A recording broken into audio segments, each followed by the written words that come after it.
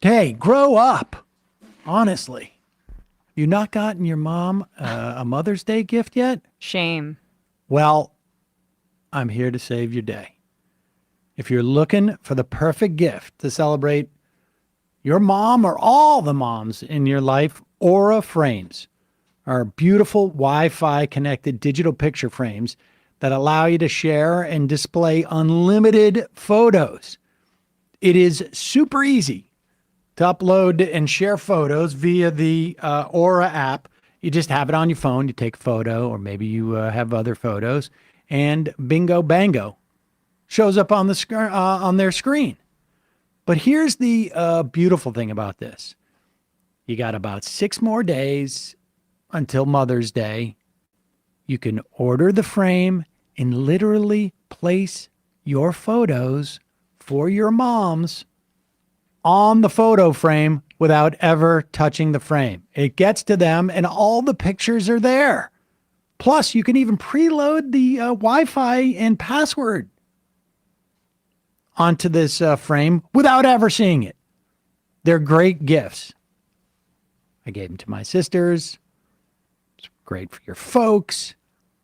Show your kids off. Show what you're doing. I went to an archery range yesterday. I did well. I would take a picture of myself and send it. Yeah, I didn't do it, but you can do all that. You could have. I could have. Robin Hood over here. Nobody was really that interested. That's the problem. Grandmothers, new mothers, aunts, even friends in your life. They'll love an Aura frame. And the beauty is you can give the app to other people and they can send it to you. You can have a bunch of people loading up your frame if you wanted. It is named the best digital photo frame by Wirecutter. Aura frames are guaranteed to bring joy to moms of all ages. Right now, Aura has a great deal for Mother's Day. Listeners can save on the perfect gift by visiting auraframes.com/majority. You'll get $30 off plus free shipping on their best-selling frame. That's AURA frames.com/majority. Use the code majority at checkout and you will save money. Terms and conditions apply. We'll put the link in the YouTube and podcast descriptions. And now, speaking of those descriptions, here's the show we're going to describe. The Majority Report with Sam Seder. The destiny of America is always safer in the hands of the people than in the conference rooms of any elite. Sam Seder. They are unanimous in their hate for me, and I welcome their hatred. We must guard against the acquisition of unwarranted influence, whether sought or unsought, by the military-industrial complex. The Majority Report with Sam Seder.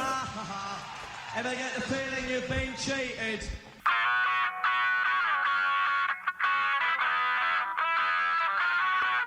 It is Tuesday, May 7th, 2024. My name is Sam Seder. This is the 5-time award-winning Majority Report. We are broadcasting live steps from the industrially ravaged Gowanus Canal in the heartland of America, downtown Brooklyn, USA. On the program today, Newsday Tuesday, Israel occupies Rafah crossing, blocks aid as its tanks roll in southern Gaza. This just hours after Hamas accepts a ceasefire deal proposed by the United States. Meanwhile, just a mile or two from here, Stormy Daniels testifying today in the Trump criminal fraud trial. And yes, folks, it's that time of the year. Social Security Trust Fund report came out yesterday. The life of Social Security and Medicare trust funds have been extended by a couple of years. FAA now investigating Boeing over skipped 787 inspections. Tomorrow is the deadline for the Biden administration to notify Congress whether they believe Israel violated U.S. and international law in Gaza under the auspices of the Leahy Law. Trump-appointed judge, Trump-friendly judge, Trumpy Judge Cannon postpones the Trump filing in the classified documents case, all but definitely pushing the election to after the election. The trial to after the election. Abortion bans driving young people from conservative states. Top RNC lawyer appointed after the Trump purge of the RNC exits after 2 months.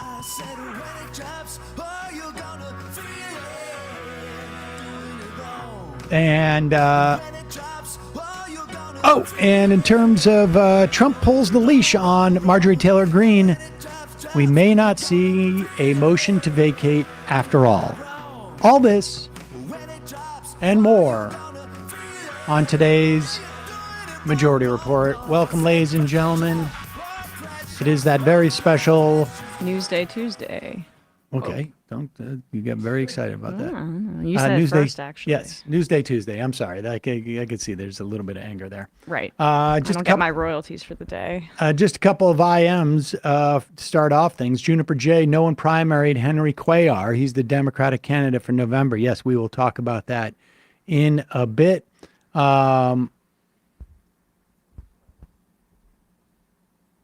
I'll get to that other IM so a little bit later because we're going to stay within format of the program. Good job. Yep. Discipline. Yep. A lot of discipline. Speaking of which, we'll save all the sports talk till later. But we are increasingly headed toward a crash collision in the office, and we'll talk about that later. On multiple fronts. We're of course going to get to the Israeli offensive now. They have shut down the Rafah gate. We will get to that in just a few moments as well. And really, the next 48 hours are pivotal. Are pivotal in assessing, what's going to happen over the next several weeks. It's unclear whether the U.S. is able to stop Israel, but it'll be more clear as to whether there'll be even an attempt to do so by the Biden administration. But first, before we get to that, Donald Trump still on trial. Brilliant strategy of falling asleep during the trial whenever he can, which is really they haven't really pushed that. They keep trying to pretend like he's not falling asleep on all the right-wing media, and it feels like they're missing an opportunity to say, like, he doesn't care. Right. I mean, it actually kind of proves how unbothered he is if they want to spin it like that. To me, it proves that he just has very little... Unconcerned. Yeah, but he might be obviously a sociopath because how could he not even care at all? Well, I think he does care, to be honest with you. I think it's just like, look, I certainly have, I've known people who respond to stress by falling asleep. Right. Like those goats that tip over. It's, in fact, a great metaphor. in my own family, I've had that experience. Yes. Where the stress drove them to literally sleep in almost mid-conversation. I don't know that that's what he's doing. It also could just be that he's staying up all night, looking at, watching what Newsmax is doing at 3 a.m. But here is Donald Trump. This is yesterday outside of the court. Yesterday, he was threatened with jail time if he continues to violate the gag order. And again, the gag order is not, he can talk about, he can say racist things about Mexicans if that's what he feels like he wants to do. I mean, he's still going to be able to play all the great hits. Mm-hmm.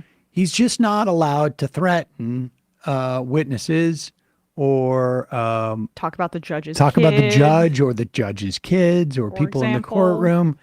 Just to sort of like, basic stuff. And here he is. He's such a gangster. Here he is outside the court. And it's a disgrace. And then you have the other thing that maybe is even more disgraceful is the gag order, where I can't I have to watch every word I tell you people.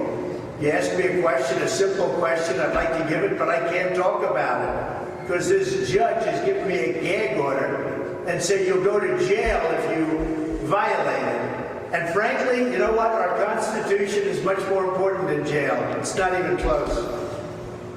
I'll do that sacrifice any day. But what's happening here is a disgrace, and the appellate courts ought to get involved. New York looks so bad. The New York system of so-called justice looks so bad between this judge in Gorin and Kaplan. You triple teamed with corrupt judges. It's a disgrace to our nation. So I should be out there campaigning. And they said, too, and the way I look at it, they're really talking about 3 weeks more. And by the way, they didn't even have enough to fill out the time. You know, we got out early today because they didn't have another witness. Well, they didn't really need one, but it seems like he may have violated the gag order in announcing that he had a gag order. And then also tweeting about the judge again, or not tweeting, I'm sorry, truthing about the judge once again last night. I mean, this is the thing, is that, you know, from the perspective of the judge, can you really take into consideration that, and let's be clear, if Donald Trump was not the former president, or even more importantly, the future president, or a potentially future president, he'd be in jail right now. Oh, yeah. He would be in jail for the way that he's acting in this court. But the judge, you know, I would imagine is very hesitant to put him in jail. But at one point, it's like the Constitution is important and the idea of justice is important. Like, and if you wouldn't let some Joe off the street do this stuff, at one point you're going to have to be like, I got to put you in jail, chief. Yeah. Could you ask yourself if you would feel confident in a situation where you're under legal scrutiny to say the jury is being stacked with people against you? I mean, I'll tell you something. If I was assigned this as this case as a judge, I would be, I'd catch mono or something. I'd be like, you know, I got my kids. I can't do it. Yeah, I mean, that's part of probably what the judge must be afraid of, right? This is how power can work in these instances where Trump has no qualms about setting his crazy supporters onto the judge or her family. That's been part of why he's been violating the gag order, just to flex in that way. Here is Brian Kilmeade on Fox and Friends, just talking about how great it must be to work for Donald Trump. Now, the number of people who left that administration, and to be fair, some of it was under a criminal indictment and scandal, but the number of people who have left Donald Trump's employ has been pretty high. And the number of people who work for him are saying they won't even vote for him. Never mind the number of people who worked for him who are testifying against him. Or who worked for him before he was president, who he stole their wages, or who basically say that he screwed them out of deals and didn't go through with things. Like, they're disloyal. His hit rate for disgruntled former employees is extremely high. But not in Kilmeadistan. Exciting times. Hopefully, with a couple more weeks, we won't be bothering anymore. Thank you, Eric. Sean, just a quick thing to add, just noteworthy. How great must it be to work for Donald Trump? Whatever people say on the outside, you have Rana, who was there forever. Rana Graff. And then you have this COO say one of the hardest things I had to do was quit after 36 years because the court cases were coming up too fast and furious. You have Hope Hicks, who looks back at those days working for Trump and gets misty-eyed because she feels such a loyalty to him. You have a CFO sitting in Rikers Island for the second straight time because he refuses to make up lies about the guy he worked for and will go back and work for him again. So whatever you say about Trump and his organization, it's a big success, and he treated everybody there like family. Pause it for 1 second. I don't know what trial that Kilmeade's working at, but the place where Hope Hicks got misty-eyed was in testifying against Trump, wasn't it? Well, she did just testify, I guess. She had some emotional testimony at the criminal trial as his aide. So I'm not exactly sure why she was called to testify, but what people know her as is the person who testified in front of the January 6th committee to basically say, like, no, this was on purpose. You know who else was a longtime employee of Donald Trump's? Michael Cohen, who is I think, pretty... the lead witness for the prosecution. Yes. One of them, at least. You know, if I go to Rikers because of my duties as a producer of the Majority Report, You're welcome. I mean, it was fun to work there for a while, but I'm kind of still hung up on the going to Rikers part. You're welcome. You're doing that because I'm great to work for. I'm so great to work for that you're going to Rikers. Whereas if you were actually probably turned evidence on me, you'd go to Rikers for twice as long of a time. Yeah. And, whatever money you think that I'm going to pay you when you get out. That's what I'm saying. If I'm at Rikers saying Sam was a great boss despite him getting me in Rikers, it's because he's paying for my defense still. Oh, not just your defense. Matt, here's a map of money that's buried. Think of it, okay? Yes, Keep your go to mouth shut. Fort Greene Park. Go look for the third tree on the left. Dig. It's not surprising that the Fox News crew gets pleasure out of seeing employees take abuse from their capitalist bosses, right? That's kind of the thing that they like, that fealty. This is their ideal employee situation that that Kilmeade's manufacturing. I think Kilmeade should go work for the campaign. Yeah, exactly. Right. Go ahead, buddy. Take a little vacation. I'd go to jail for him. I mean, that's basically what Kilmeade's saying. Yep. put on your walking shoes. Yeah, well, Donald Trump's going to go to jail. It's important. He doesn't care. In a moment, we will run down what's going on with this Israeli assault. And then we've got a bunch of other things to talk about, including the Social Security Trustees Report, where longtime listeners of this program know this is like my birthday. Mm-hmm.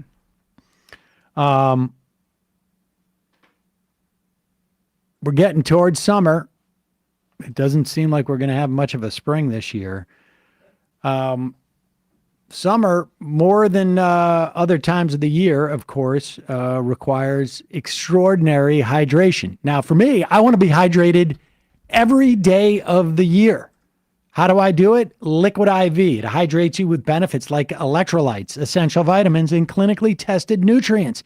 It has 3 times the electrolytes of the leading sports drink, plus 8 vitamins and nutrients in a single stick. It is clear why Liquid IV is the #1 powdered hydration brand in America. Folks, every day, I have at least one of these bottles. Sometimes I have 2, but every day I have a minimum of 1, and that's what I'm drinking throughout the show. And the beauty of Liquid IV is not only the fact that you can take the packets on the road with you. It's helpful when you fly. It's helpful, maybe when you've been out too late the night before. But it also is just great to keep you hydrated during the course of the day. Important to be hydrated, particularly when you get to be my age where things get a little creaky. And it's getting warm out. Super easy. Tear, pour, live more. 1 stick of Liquid IV and 16 ounces of water hydrates you better than water alone. LIV Hydroscience. It's the science-backed formula that has an optimized ratio of electrolytes, essential vitamins, and clinically tested nutrients, which turns ordinary water into extraordinary hydration. And now it comes sugar-free with great flavors like white peach, which I am drinking today, green grape, raspberry melon. I have not tried that. And lemon lime, which I have tried, and they're all great. And no sugar. They've got the old school ones as well. Proprietary amino acid allulose blend is Liquid IV's innovative hydration solution with 0 sugar and 0 artificial sweeteners. That was very, very hard to do, apparently. Because I know for a long time, people were like, I want a non-sugar option with Liquid IV. And they're like, we got to figure out how to deliver these electrolytes and these things without sugar. And they did it. Turn your ordinary water into extraordinary hydration with Liquid IV. Get 20% off your first order of Liquid IV when you go to liquidiv.com.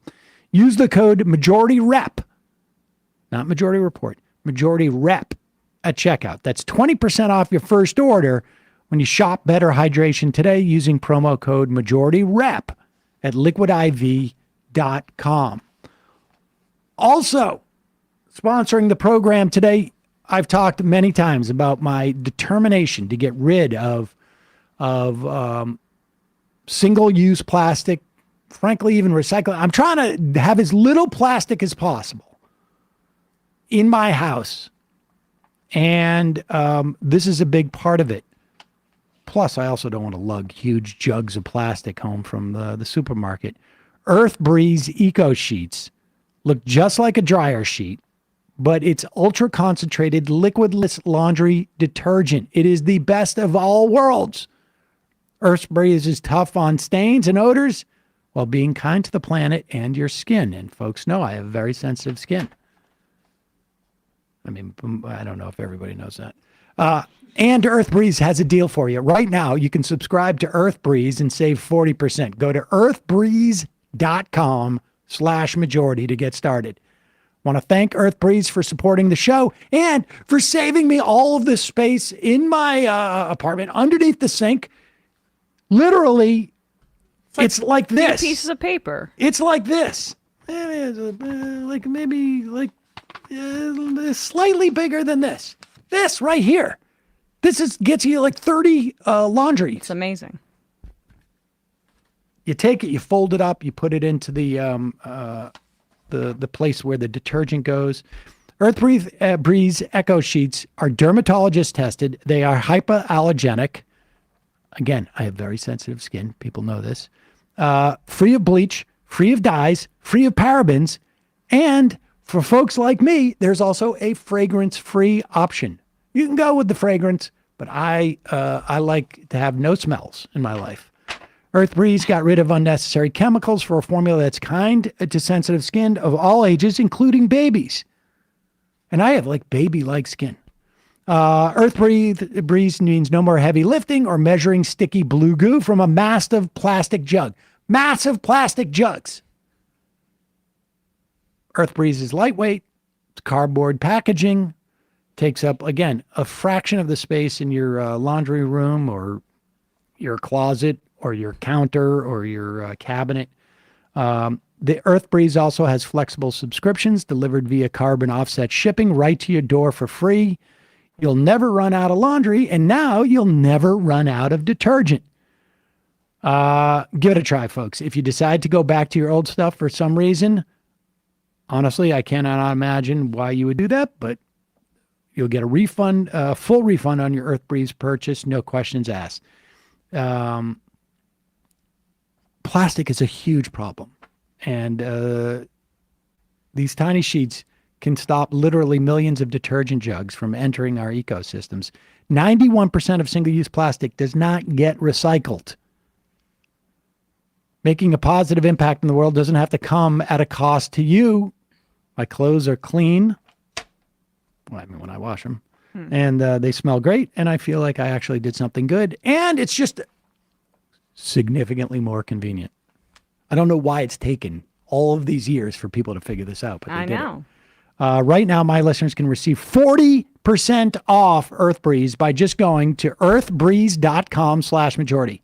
That's earthbreeze.com/majority to cut out single-use plastic in your laundry room and claim 40% off your subscription. Is that right? 40%? Wow. Jeez. I think I got it before the 40% thing. I'm going to have to re-sign up. Return. We will put a link in the podcast and YouTube descriptions. Okay, so yesterday, Hamas accepted a U.S. proposed deal. It was a hostage prisoner exchange. Hamas said it would accept it on Monday with minor word changes from the one that Israel and U.S. had presented to the group recently. The changes were made by Arab mediators in consultation with William Burns. He's the CIA director who's in the middle of these things. The new version keeps a key phrase, the eventual enactment of a sustainable calm wording that all sides had said earlier they could accept.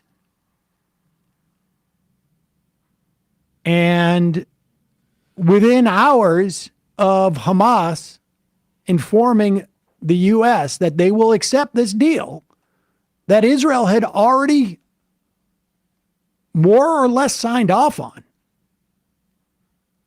This is not a permanent ceasefire. Yes. It is just an attempt to have a sustainable calm. That means Hamas made a significant concession there because their line was always permanent, but they're so desperate to avoid this Rafah slaughter that they conceded on that point.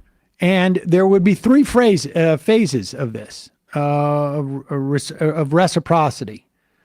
Hamas would free hostages, women, elderly, and those in need of medical treatment, in return for a 42-day ceasefire and release of a much larger number of Palestinian prisoners. Israel had sought 33 hostages, but it's not clear how many women and elderly are still alive. And the first tranche could end up including remains. In the second phase, the two sides would work towards reaching a sustainable calm, which would involve the release of more hostages. Both officials acknowledged the warring parties would likely clash over the definition of sustainable calm, but that doesn't come until after a 42-day ceasefire.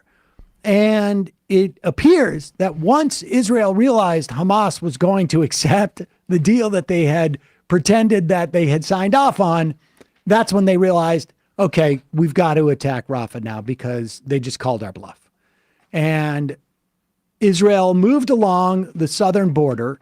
It then took over the Rafah gate from Egypt and Gaza, pulled down the Palestinian and Egyptian flags, pulled up Israeli flags, rolled in tanks, supposedly sent leaflets to people and said, you should go. There's nowhere to go. We did a fundraiser, and will you put their link to their GoFundMe in the page from a family? And I've heard through our contact from Muhammad, who was the brother of the family. There's still a couple of family members still within Gaza. I think it was a father, a brother. All of the women and children are in Egypt. They've closed the gate. Nobody can get out. It was already very hard to get out because you have to pay off Egyptian officials. You have to pay a lot of money. A lot of money. But now it's literally closed. Yep.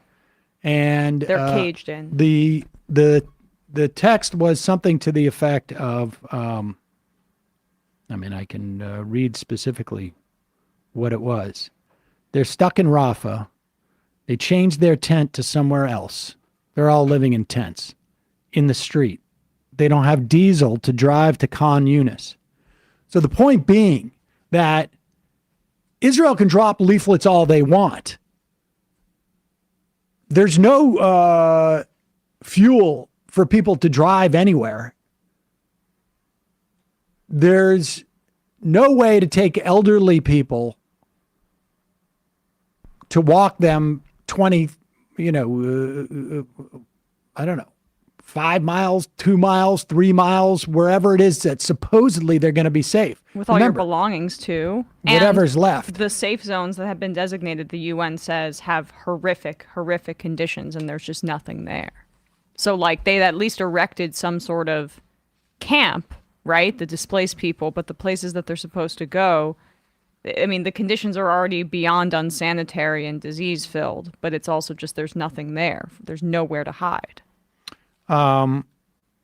This is coming after, revelations at Al-Shifa that the UN is confirming that they're finding buried bodies, some of whom they suspect may have been buried alive. In scrubs, mass graves outside of hospitals. And they're there was a report last week that they were considering separating the men from their families to root out the suspected terrorists. And it's where have we heard this kind of stuff before? They are basically caging them in the South and hoping that they can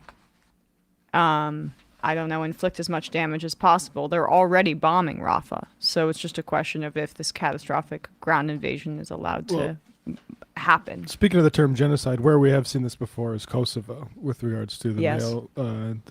that population separation.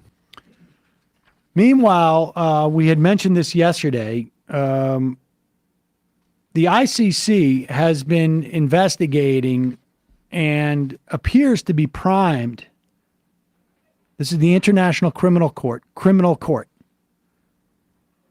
Has been primed to issue indictments and arrest warrants for multiple top Israeli officials.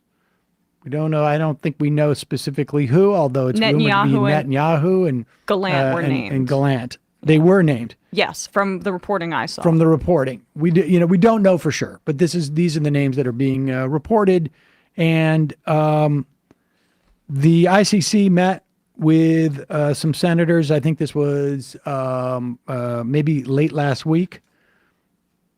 Following that, 11 Republican senators, 12, I think it is, Republican senators sent a letter to the ICC Chief Prosecutor Karim Khan, warning him not to issue international arrest warrants against Israeli Prime Minister Benjamin Netanyahu and other Israeli officials, and threatening him with severe actions if he does so. Zateo got a hold of this one-page letter signed by such luminaries as Tom Cotton, Marco Rubio, and Ted Cruz. Mitch McConnell here. Katie Britt, Marsha Blackburn, Kevin Kramer, my senator from North Dakota. Bill Haggerty. A mediocrity of a mind there, Kramer. That reads, any attempt by the ICC to hold Netanyahu and his colleagues to account for their actions in Gaza will be interpreted, quote, not only as a threat to Israel's sovereignty, but to the sovereignty of the United States. This is nuts. Target Israel and we will target you. That's the quote. That's a quote from the letter. Adding, they will sanction your employees and associates and bar you and your families from the United States. Read how the letter ends. You have been warned.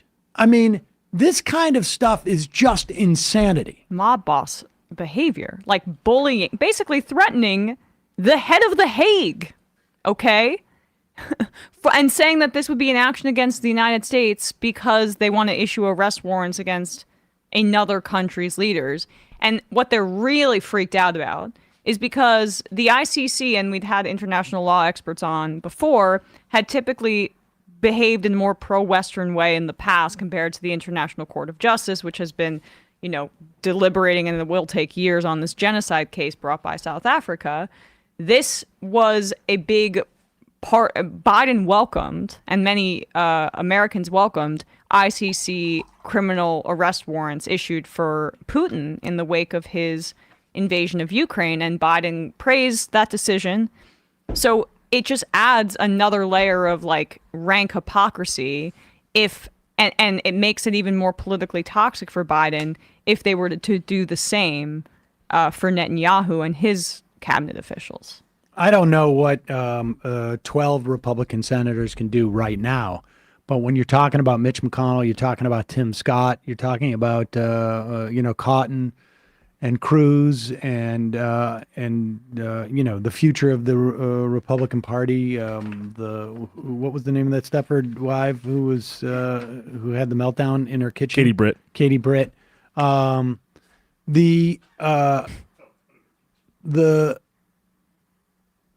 A year from now, these guys may be far more empowered than they are today.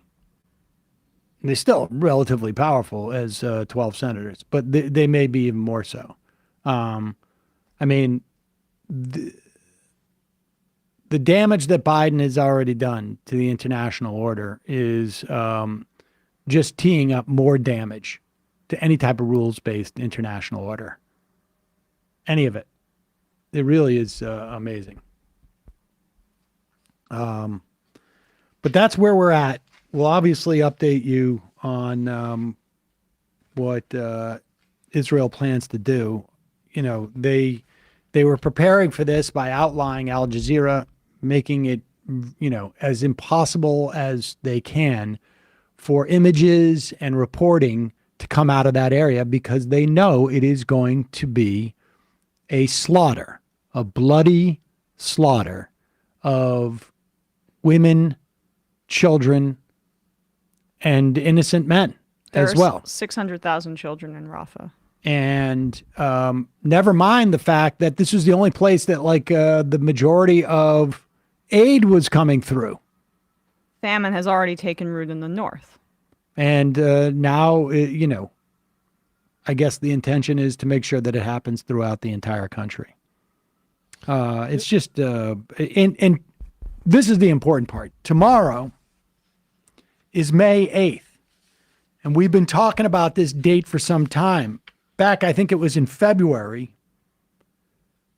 Chris Van Hollen had been pushing, with other senators, a letter reiterating to the president that the Leahy Law, that's not its official name, I can't remember exactly what it's called, requires the State Department to assess and certify that weapons sold by the United States to other countries must be used in accordance to international or U.S. law. And if that's not the case, then they must stop.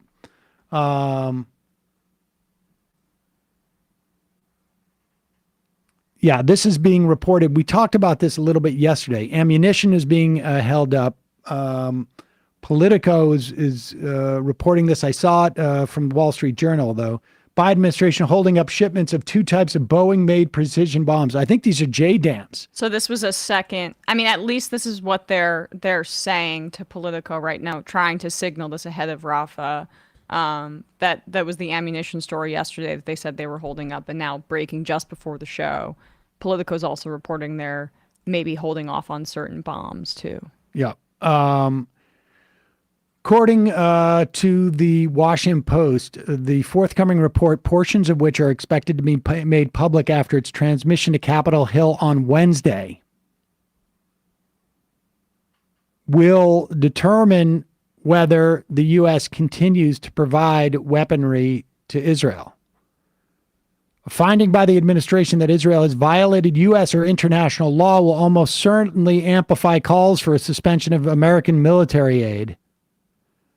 If that's actually what the law is. You may want to put up this piece, because Chris Van Hollen has a quite a quote in it. God help us if this report somehow says that the delivery of humanitarian assistance has been compliant with international standards. Wow. That's a pretty strong statement.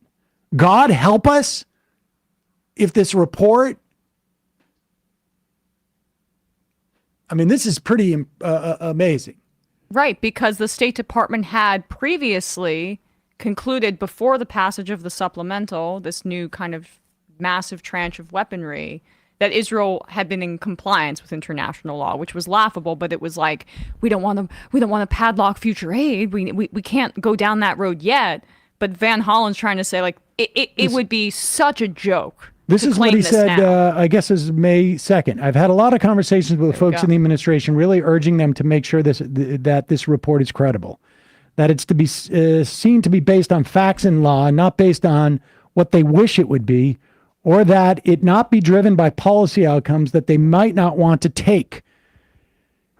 What I've said to them is, God help us if this report somehow says that the delivery of humanitarian assistance has been compliant with international standards. God help us, because anybody with eyes to see and ears to hear knows that that's just not true. Joe Biden said Rafah was a red line. Now, there was some mealy other words, mixed in there. it's a red line if they don't do sufficiently enough to evacuate. None of that is possible. Everybody knows that's not what those little mealy qualifiers, it's not possible. It is not possible. You want to open up the Negev and allow Palestinians to settle in the Negev as well? I don't think they were willing to do that.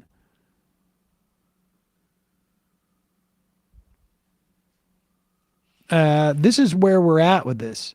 The memorandum itself does not trigger specific action should the State Department determine if Israel is not in compliance, but the U.S. Foreign Assistance Act and other laws do, this according to lawmakers. Were the Biden administration to conclude, for example, that Israel has restricted humanitarian aid from entering Gaza. I'm sitting in Brooklyn. Couldn't be more obvious anywhere in the world. They're also showing protesters dancing as they're trying to blockade right now. That's been going on for months with like a wink and a nod by the IDF. Why would the U.S. have to build a pier if they weren't blocking aid? Right. It's just absurd. Something U.S. officials have already acknowledged as happening. I think Joe Biden even said it in the State of the Union. Or that Israel has carried out military strikes on hospitals or aid operations in which harm to civilians was disproportionate to the importance of suspected targets. Right. They brag about this. The administration could be compelled under U.S. law either to suspend weapons transfers or issue a waiver. So they either have to say, we acknowledge that you guys are in violation of this law. And so either we suspend weapons transfers to you, or we give you a feel free to commit war crimes card. Both scenarios could also amount to violations of international humanitarian laws, experts say. Is there any acknowledgement right now by the White House about these reports of mass graves and people in scrubs, their hands still tied behind their back when their bodies have been found, and the UN saying that there are credible reports that people are being buried alive? It's almost as if they're flooding the zone with the atrocities so you can't get your footing, right? 88 congressional Democrats on Friday wrote to Biden to express their belief that there is sufficient evidence that Israel's restrictions on the delivery of U.S.-backed humanitarian aid violate U.S. law, and therefore call into question the assurances Israel provided pursuant to National Security Memorandum 20. The letter was led by Representative Jason Crow, Democrat from Colorado, a member of the House Intelligence Committee. Chris Murphy went out on a limb and said, I have not yet seen evidence that Israel is compliant. Well, there's a reason for that. Because there is no evidence that Israel has been compliant. It's just a question of whether, and I'm frankly,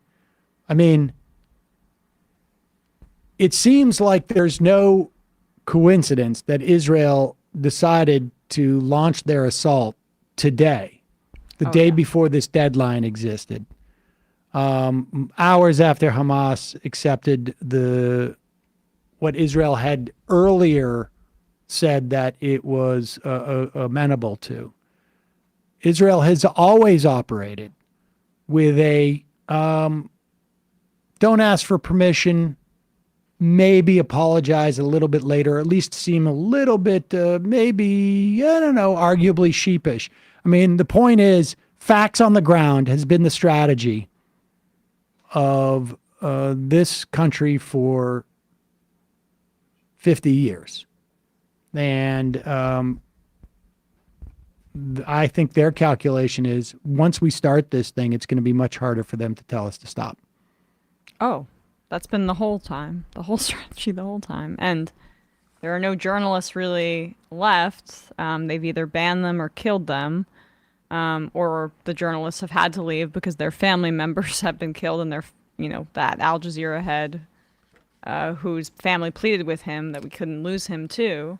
There's just like a massive information gap when there shouldn't be one, and that also relates to the death tolls, which is why they want to do this as quickly as possible, because in months we will know the truth, Yeah. and it will be even worse than what we know right now, and it's already one of the worst atrocities humanity has ever committed. All right, let's get to some other news. Like we say, we will obviously be updating you on this as we get more information. Moving on to other stuff, perhaps a little bit more banal, but certainly important stuff on a domestic level. The Social Security trustee report came out yesterday, Monday. And now, for as long as I have been doing this, it's about 20 years, the Social Security trustee report said that the trust fund, now I just want to make this clear, okay, because there's a lot of stuff that is just really pisses me off when I read it, and a misunderstanding that people have on this. The AP headline is Medicare and Social Security go broke dates are pushed back in a measure of good news. Medicare and Social Security do not go broke on these dates. In 1982, Ronald Reagan had an Alan Greenspan commission set up to look at what's going to happen when the baby boomers, which was the biggest generation we had at that point, go into retirement. Because the way our system works is young people pay into a fund as they're working to pay for retirees. And then when those young people become retirees, other young people come in. Now, the reason why this is not a Ponzi scheme is because everyone in the world, or I should say in America, of working age who's working would have to disappear one day for there not to be funds going forward. Any more than like the U.S. government, or any government for that matter, is a Ponzi scheme. In fact, there's no enterprise in the world that functions without the idea of like, we're going to go broke if people stop buying our stuff. Like, Apple could go broke at one point. At one point, all the cash they have on hand, they'll spend it. They'll put it in the pockets of shareholders if no one else buys their stuff ever. That's also the way that Social Security works. If no one else works ever after today, then yes, it will go broke. Right. But the Social Security Trust Fund was a rainy day fund for when boomers get to this age, which was very predictable because we knew how old they were in 1982 and we knew how many of them there were, that there would be a cushion. And that cushion has been quite effective. If by these dates, 2035 now, and like I say, for the past 20 years, it's been 2031. And for Medicare, it was actually like in 2029. But these dates now have gone to 2035, and we'll talk about the reasons. The Social Security Trust Fund, which is this sort of like cushion, will run out for Medicare and for Social Security. And when that happens, if Congress does nothing, which is highly unlikely, which we expect every year Congress to do something, because right now, I got news for you. The good news is there's no money in the defense fund for 2025. It's bankrupt until Congress decides we're going to put in an extraordinary amount of money that we shouldn't be spending on this. Yeah, what's the go broke date on that? Well, the go broke date is when the budget's over. The budget, it's like in April, it's like a Q1, I think it is.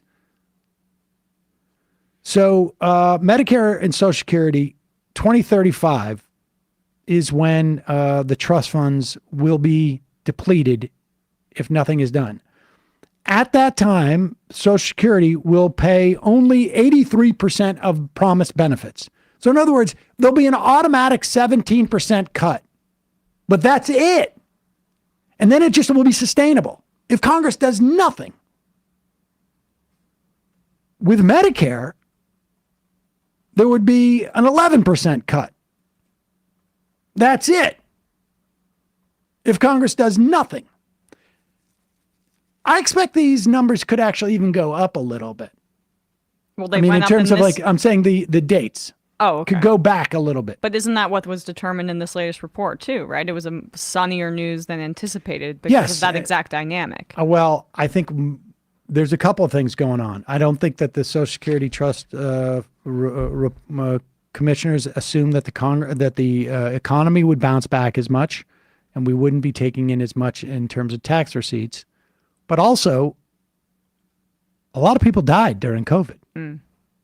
And, over the past 2 or 3 years, you've got 1 million less people who are going to be collecting Social Security and Medicare benefits. And they were older people, too. So they were going to hit that trust fund earlier.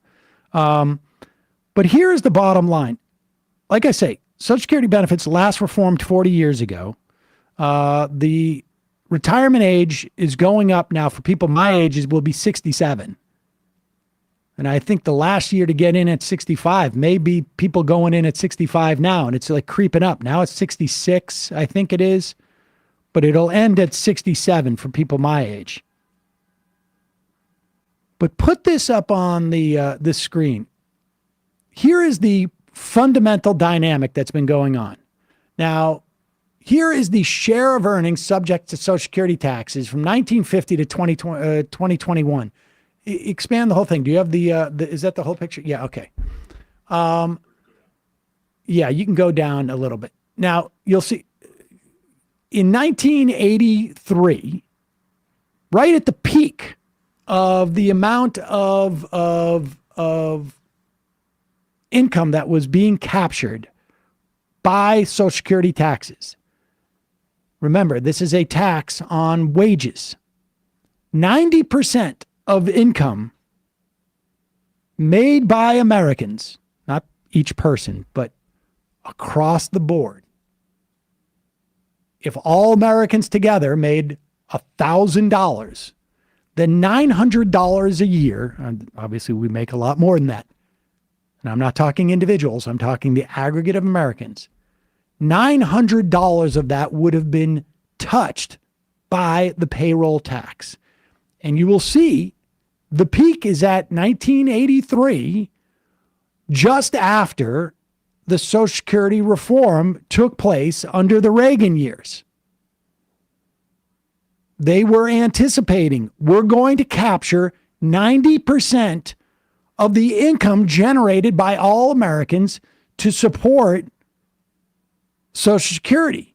And then what happened is, ever since then, we have had increasing wealth and income disparity. Keep that up for a second. Increasing income disparity. And you will see that line, that trend goes all the way down to 81.4%. The difference of 8.6% in terms of what is captured. In 1983, it would have been $900 of 1,000. I'm just using these numbers because it's easy for me to do the math. But assume every American in the country all together had earned $1,000. Everybody's making like 1 cent or whatever it is. 900 of that would have been subject to the Social Security tax. And now 810 is subject to the Social Security tax. That's the problem. Yeah. And the way you fix that problem is by getting rid of the cap on when income is collected. Right now it's at $160,000. Your first $160,000 is subject to Social Security taxes. I think it's about 8% for you and 8% for your employer. And then if you make 200,000, that next 40,000 is not taxed. If you make 300,000, $140,000 is not taxed by Social Security. If you make 10 million, $840,000 is not touched by Social Security. If you make $1 billion, I can't do the math on that, but you get the picture. You meant 8.4 million just a second ago. 8.4 million, Yeah, exactly. Yeah. The point is that as income disparity has increased, less money is subject to the Social Security tax because the cap is at 160,000. Now, there's a couple of different ways of doing this. People like the donut hole. I'm not so impressed by it, but if that's what it takes, where from 160,000 to, let's say, 400,000, that's the number that Joe Biden has said, I'm not going to tax anybody under 400,000. You still, if you create that donut hole and then say from 400,000 on is subject to the Social Security payroll tax, Social Security will pay off 100% of benefits until my kids are dead and maybe their kids.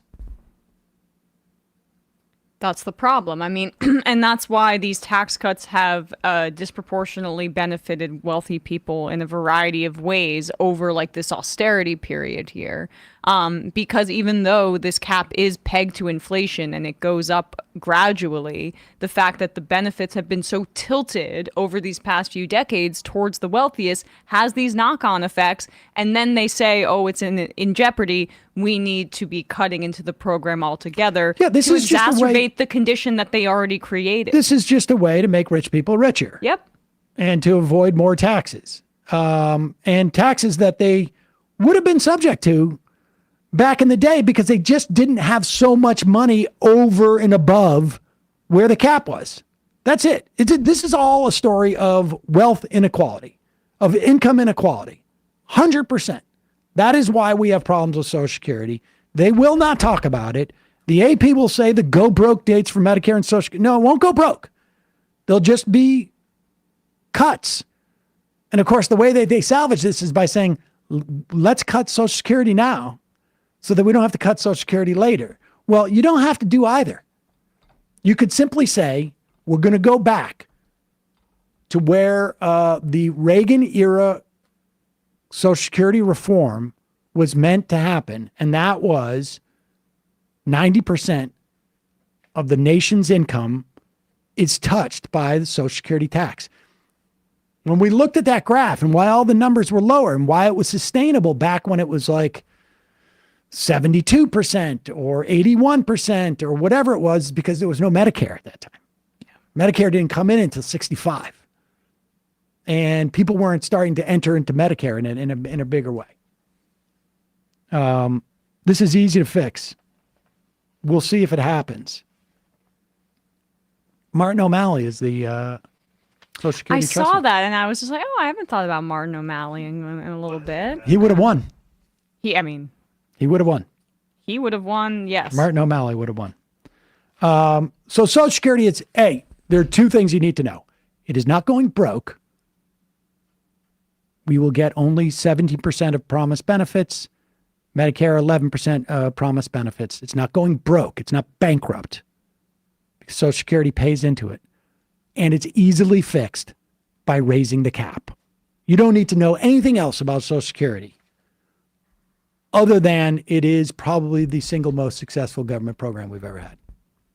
And people love it. And it keeps 2/3 of our elderly out of poverty. Those are the important things to remember there. Since we're talking about taxes, I want to touch on this because I mentioned this, and I don't think I talked about this story, but there were a lot of idiots out there when the IRS was given more funding in the Inflation Reduction Act. It was $80 million $80 billion over the course of 10 years, in part to hire new IRS staff. And it was, of course, over 10 years. Now they've pulled back like 20 billion of that, but that's on the back end. So again, it's not necessarily part of the budget deal. Yep. We'll see whether or not that stays in, but now it's there. And at the time, Janet Yellen had promised, we are not going to use this funding to go after people who make less than $400,000. And all you needed to do was to look at a graph. And you can see that as IRS funding was cut and cut and cut, the percentage of wealthy people who were audited went down relative to people who are not wealthy, which is the vast majority of the country. Because it's far more expensive to go after wealthy people because they have lawyers and accountants and they have sophisticated mechanisms in which to avoid taxes. But if you got the money and you got the agents and you got the time, it's also pretty lucrative to go after them. Mm-hmm. Because right now, even now, every dollar you spend on the IRS gets you $6 in return. On Thursday, and I say idiots because, of course, the right has talked about abolishing the IRS for a long time. They hate taxes because taxes are the foundation of a functioning society that is the first step in creating any type of equity or stability in a society. It's the foundation of government. It's they don't want govern to govern. Distribution. Government to govern. Yep. It is wealth distribution. That is the mechanism in which you do this. Now, there's other mechanisms you could have, which is like we're going to nationalize certain assets, et cetera, et cetera. But for a country that is not fully socialist or communist, taxes are it. And in addition to it, obviously, of giving our money value as well. On Thursday, the IRS outlined its plans for the funding, as well as its efforts to burnish the agency's customer service operations after the delays of the pandemic. They rolled out a thing this time, and I don't know if people used it, but there are 12 states across the country where they basically rolled out their own TurboTax thing, and all the reviews on it were really great. IRA money helped IRS answer more taxpayer calls during the tax season that just ended on April 15th, as well as beefing up enforcement, which led to the collection of $520 million from wealthy taxpayers who hadn't filed their taxes or still owed money. The strategic plan over the next 3 tax years include a sharp increase in audits, although the agency reiterated it won't boost its enforcement for people who earn less than $400,000, which covers the bulk of U.S. taxpayers. The IRS plans to triple the audit rates on large corporations with assets of more than $250 million. Audit rates for these companies will rise to 22.6% in tax year 2026 from 8.8% in 2019. Let me repeat, that's almost a tripling of the audit rates from where we were in 2019. Large partnerships with assets of more than $10 million will see their audit rates increase tenfold, rising from 1% in tax year 2026 from 0.1% in 2019. Wealthy individuals with a total positive income of more than $10 million will see their audit rates rise 50%, from 11% in 2019 to 16.5% in 2026. The head of the agency said there's no new wave of audits coming from middle or low-income individuals coming from mom and pops. That's not in our plans. And just to give you a sense of perspective here, in the mid-1990s, the IRS employed more than 100,000 people. That was when we had 230 million people in the country. its workforce dropped to 73,000 workers in 2019 due to retirements and prior funding cuts. Yeah. And retirements that were not funded to be replaced. The agency has now boosted its workforce to 90,000 full-time equivalent employees, and it plans to expand to about 102,000 over the next few years. That would take us to where we were in the mid-90s with a population 2/3 the size of what it is today. That's well below the numbers from the 80s and the 90s. We got to get the IRS up there. We should have 150,000 IRS workers. Do you mean jackbooted thugs? And we should buy them jackboots. But what's amazing is it's actually the opposite, right? Like previously the IRS was going after the small fish, which is more how like a street cop would behave versus think of it in that way. Cops policing neighborhoods where they feel like they can get guys on low-level drug possession versus when you fund, say, detective work going after big companies and auditing them. That's I think a good way for people to visualize. Yeah. It. Now there isn't any more or less people going after people who haven't paid their taxes, who are, not millionaires or 100,000aires. It's just that, and there's never been a huge enforcement on that group of people. Mm-hmm. But it's just as a percentage, it was higher because every time when you cut the workforce by 30% over the course of 10 or 15 years, every time you cut one of those people, you were cutting enforcement on wealthy people. That was the plan. That's why it was done. And so anybody who tells you that hiring more IRS agents is a bad thing and if they're not a self-professed, I think full-on communist who think that there shouldn't be an IRS, we should simply have no private ownership of property, which I don't go that far. Yeah, exactly. It can only. Look, what we need is less IRS agents and more Kyle Rittenhouses. Okay. Exactly. I mean, then they're just right wingers. Yeah. That's it. And maybe they have like a vested interest in it. I mean, when you hear we know who knows what they're. But the Republicans are representing a certain class of people who are threatened by them. Scammers and Right. tax cheats. Right. Yep. Yeah. Without a doubt. Or entrepreneurs. Exactly. They're just innovators. Hey, speaking of innovators, Henry Cuellar found out a really interesting way to make money while also being a congressman. How entrepreneurial. Super entrepreneurial. He was the head of the Azerbaijan caucus. Azerbaijan? Yeah. Is he from Azerbaijan? Is he? He's from Laredo, Texas? How far is that from Azerbaijan?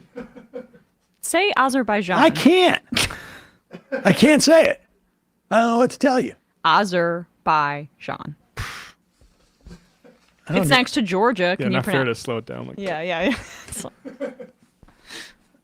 I don't have time to Azerbaijan. You have some deals to make with oil companies in exchange for some favorable U.S. policy, I guess. You recall that a year and a half ago, Nancy Pelosi endorsed Henry Cuellar, despite the fact that he's anti-abortion, and had a progressive primary challenger in Jessica Cisneros, who came within less than 300 votes of defeating him in 2022. Even with all of the might of the DCCC on his side. Yeah. But she needed to protect him. We should say this is also a blue district. I mean, a Democrat's going to win. DOJ has charged him and his wife. Maybe it's the family values that was so attractive about him, with bribery and money laundering related to their ties with a bank in Mexico and an oil and gas company controlled by Azerbaijan, which is apparently 7,000 miles away from Laredo, Texas. From 2014 to 2021, the Cuellars allegedly accepted roughly $600,000 in bribes from the two foreign entities in exchange for the congressman performing official acts. The bribe payments were allegedly laundered pursuant to sham consulting contracts through a series of front companies and middlemen into shell companies owned by Imelda Cuellar, who performed little to no legitimate work under the contracts. In exchange for the bribes paid by the Arjabani oil and gas company, Congressman Cuellar allegedly agreed to use his office to influence U.S. foreign policy in favor of Azerbaijan. In exchange for the bribes paid by the Mexican bank, Congressman Cuellar allegedly agreed to influence legislative activity and to advise and pressure high-ranking U.S. executive branch officials regarding measures beneficial to the bank. You know, it's amazing. The guy had to be, I wonder if he even who set up the Azerbaijan caucus? Yeah, we got to look into that. That is the best part of the story. Because if Henry Cuellar goes into some office and is like, hey, why don't we have better contracts for this oil and gas company in Azerbaijan? People will be like, dude, you're from Laredo, Texas. Like, why is there a high percentage of Azerbaijani immigrants in Laredo, Texas? We haven't found any evidence of that. I mean, I couldn't find more up-to-date census data, but per the 2000 census, there was around 3,100 Azerbaijani people in Texas total. Okay. In Texas total? Yeah. Well, maybe they're all in Laredo. Yeah, I mean, but you're also assuming that, look, we had the Menendez indictment just come down. This might be more widespread as a practice than we realize, but Biden's DOJ is prioritizing it, potentially? That's very possible. Cuellar is a one-time co-chair of the Congressional Azerbaijan Caucus. But he hit the bullseye in that one time. Yeah, I guess so. He promised to influence legislation related to Azerbaijan's conflict with neighboring Armenia, insert pro-Azerbaijan language into legislation and committee reports on security and economic aid programs, deliver a pro-Azerbaijan speech on the House floor, and consult with Azerbaijan officials about their efforts to lobby the U.S. government. I mean, isn't somebody go like, isn't it weird this guy from Laredo, Texas is so into Azerbaijan? It's like Eric Adams. Like, yeah, of course I'm a Brooklyn party chair. Why wouldn't I take multiple trips to Turkey? And then also like star in a low budget film for them. Just make an appearance because I love Turkish food or something. And here's the sort of ugliest part of this is, of course, the primary has already happened in Texas. Neither the Republicans or the Democrats are incentivized to make a big deal of this until he's convicted, because so many of all of them are already under suspicion. And in this instance, the Democrats are like, we don't have a replacement for him in the general election. And Democrats are clearly hoping he wins the general election and then he has to resign, and then there's a special election.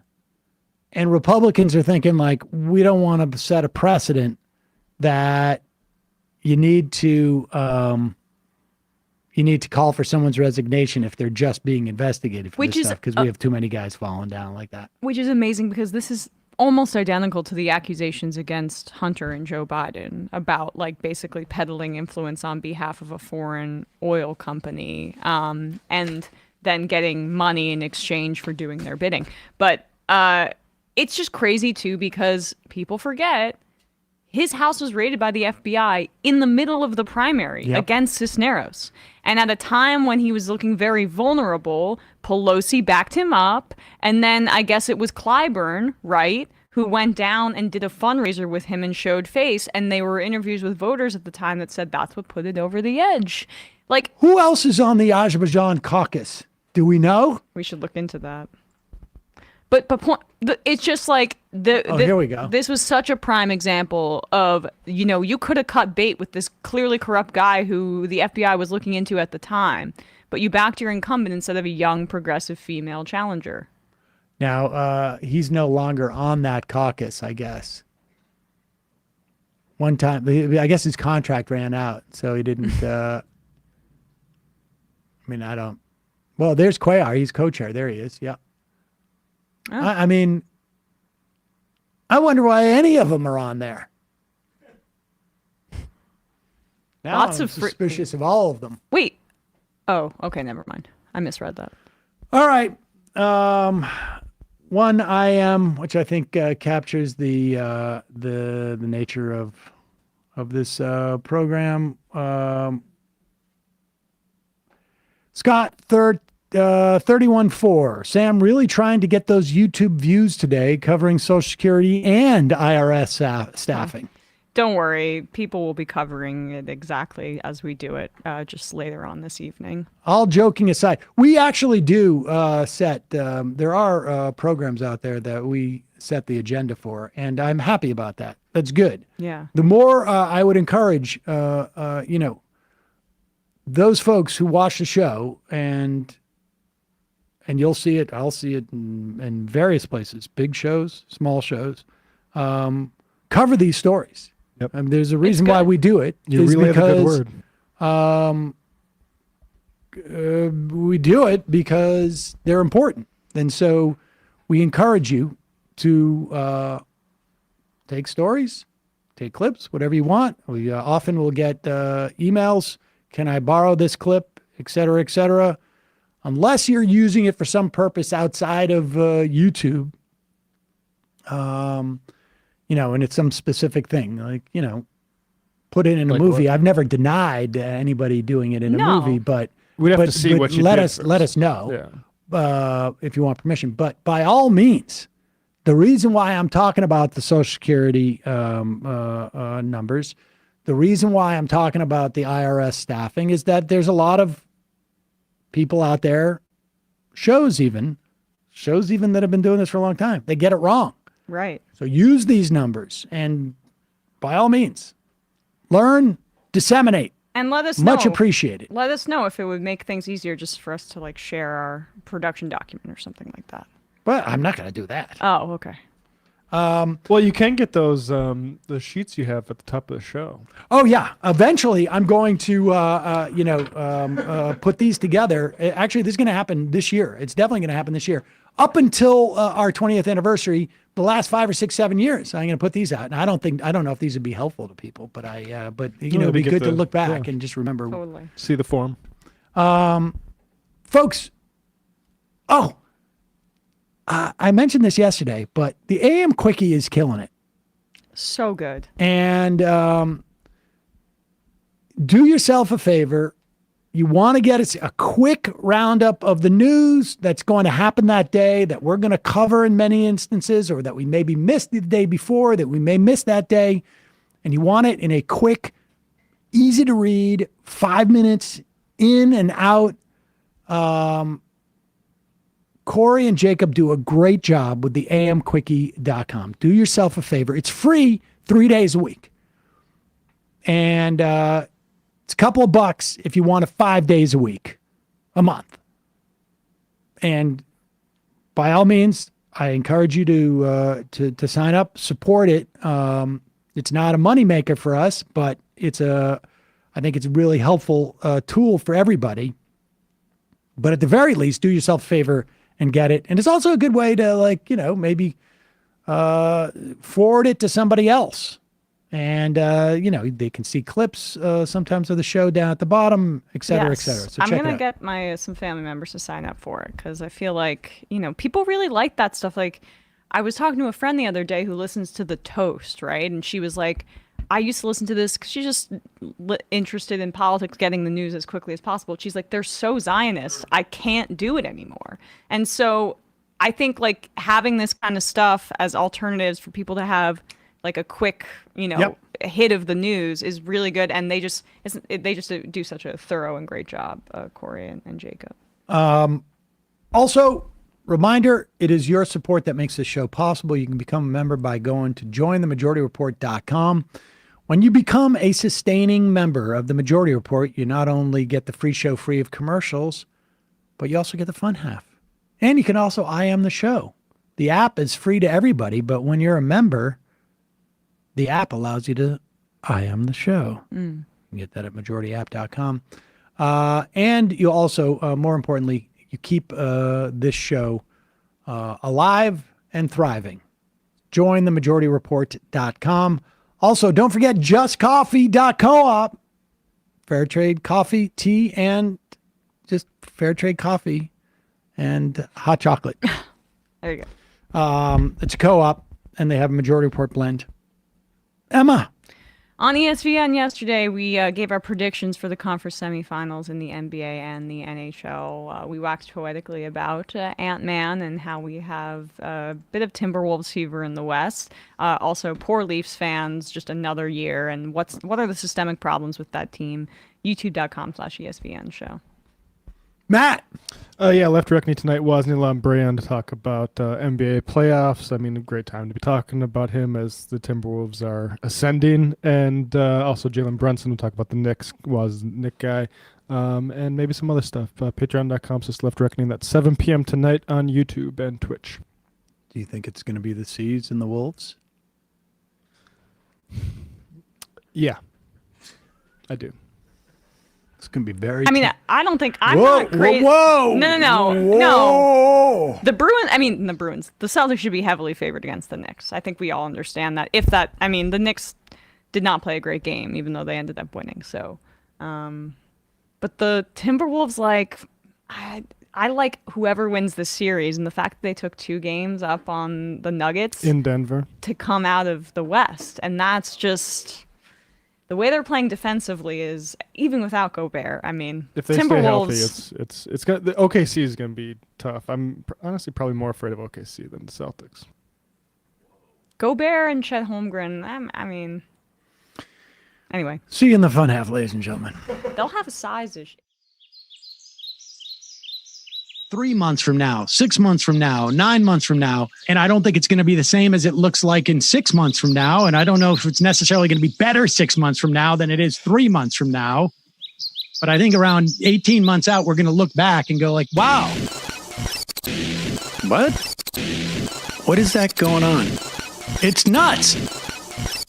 Wait a second. Hold on for a second. The Majority Report. Emma, welcome to the program. Hey. Matt.